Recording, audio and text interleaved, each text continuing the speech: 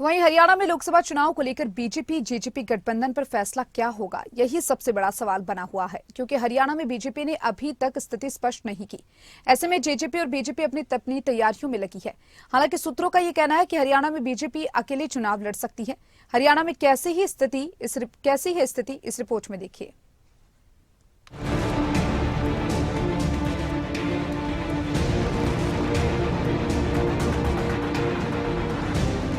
लोकसभा चुनाव की घोषणा किसी भी वक्त हो सकती है, लेकिन अभी तक हरियाणा में बीजेपी ने गठबंधन को लेकर स्थिति स्पष्ट नहीं की है।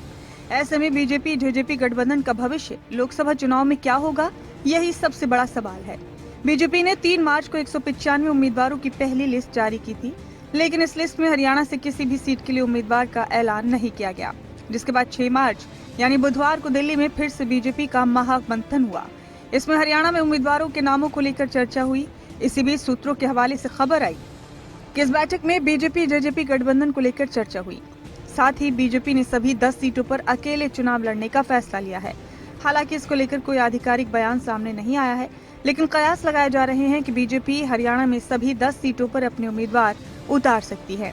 हरियाणा में गठबंधन को लेकर बीजेपी के नेता कुछ भी स्पष्ट करने के लिए तैयार नहीं है। हरियाणा के मुख्यमंत्री मनोहर लाल से भी जब गठबंधन को लेकर पूछा गया तो उन्होंने ये कह दिया कि ये फैसला हाईकमान की तरफ से किया जाएगा। देखिए, वो क्योंकि पार्लियामेंट्री बोर्ड का काम है, कब निकालेंगे कब नहीं निकालेंगे, हम तो चाहते हैं जल्दी निकालें। अभी उसमें से 195 लोगों की लिस्ट डिक्लेयर हो गई है और मुझे लगता है कि आचार संहिता लगने से पहले हमारी पार्टी की जो सारे सिस्टम है बहुत तीव्र गति से सब चल रहे हैं। Sole right lies with parliamentary board. चर्चा चल रही है कि हिसार या भिवानी महेंद्रगढ़ जेजेपी को दे सकता है। It lies with the parliamentary board of the party. उनका अधिकार क्षेत्र है, वो क्या करेंगे क्या नहीं करेंगे, इसमें मैं अभी टिप्पणी कर दीजिए कि भाटिया जी लड़ रहे हैं किसी और को। पार्लियामेंट्री बोर्ड ही सब तय करता है। बीजेपी की तरफ से फिलहाल हरियाणा की सभी 10 सीटों के लिए चुनावी प्रचार किया जा रहा है और बीजेपी के नेता भी सभी 10 सीटें जीतने का दम भरते हुए नजर आ रहे हैं। वहीं दूसरी तरफ जेजेपी भी ताबड़तोड़ चुनावी प्रचार कर रही है। जेजेपी 6 लोकसभा सीटों पर चुनाव प्रचार कर चुकी है और 7वीं लोकसभा सीट में प्रचार जारी है। हालांकि गठबंधन को लेकर जब जेजेपी से सवाल पूछा जाता है तो वो भी गेंद बीजेपी के पाले में डालते हुए कुछ भी स्पष्ट जवाब नहीं दे पाती। गठबंधन से लड़ा जाएगा चुनाव, बड़ी आस। ये फैसला तो एनडीए में होगा।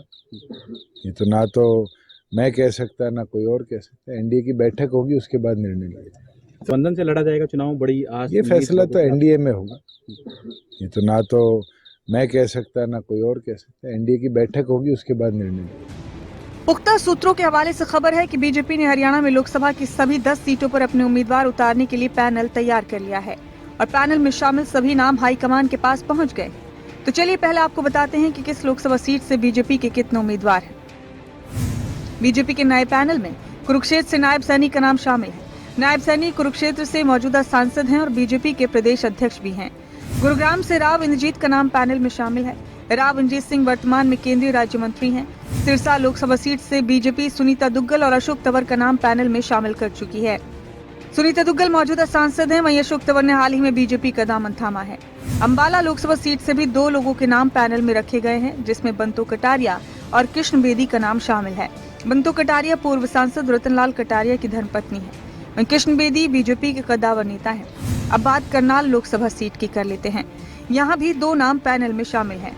पहला संजय भाटिया जो करनाल से मौजूदा सांसद हैं और दूसरा अरविंद शर्मा जो वर्तमान में रोहतक लोकसभा सीट से सांसद हैं। भिवानी महेंद्रगढ़ लोकसभा सीट को लेकर भी 2 नाम फाइनल होने की खबर है, जिसमें मौजूदा सांसद धर्मवीर सिंह और सुधा यादव का नाम शामिल है। हालांकि धर्मवीर सिंह कई बार भिवानी महेंद्रगढ़ से फिर से चुनाव लड़ने की बात कह चुके हैं। अब बात फरीदाबाद लोकसभा सीट की। यहाँ बीजेपी ने विपुल गोयल और कृष्णपाल गुर्जर का नाम पैनल में शामिल किया है। कृष्णपाल गुर्जर फरीदाबाद से मौजूदा सांसद हैं। इधर विपुल गोयल भी बीजेपी के बड़े नेता हैं। साथ ही साथ लोकसभा सीट को लेकर भी कई नेता टिकट की रेस में शामिल हैं, जिसमें कैप्टन अभिमन्यु, कुलदीप बिश्नोई और रणवीर गंगवा का नाम शामिल है। रोहतक लोकसभा सीट पर भी 2 उम्मीदवारों के नाम संभावित पैनल में शामिल किए गए हैं। इसमें ओपी धनखड़ जो बीजेपी के पूर्व प्रदेश अध्यक्ष रह चुके हैं, उनका नाम और एक्टर रणदीप हुड्डा का नाम शामिल है। अब बात सोनीपत लोकसभा सीट की करते हैं। यहाँ बीजेपी के कई नेता टिकट की रेस में शामिल हैं। इसमें मौजूदा सांसद रमेश कौशिक, ब्रिजेंद्र सिंह, मोहनलाल बड़ोली, कृष्णा गहलावत और राजीव जैन का नाम शामिल है। एक और खबर यह है कि बीजेपी ने सभी 10 लोकसभा सीटों के लिए उम्मीदवारों के लिए संभावित पैनल तैयार कर भेज दिया है। वही खबर ये भी है कि जेजेपी कम से कम 2 सीटों की मांग कर सकती है। हालांकि अब नजरें बीजेपी के फैसले पर टिकी हुई हैं। ऐसे में देखना ये होगा कि बीजेपी हाईकमान क्या हरियाणा में जेजेपी के साथ गठबंधन को मंजूरी देता है या अकेले ही बीजेपी चुनावी मैदान में उतरेगी। डेस्क रिपोर्ट, खबरें अभी तक।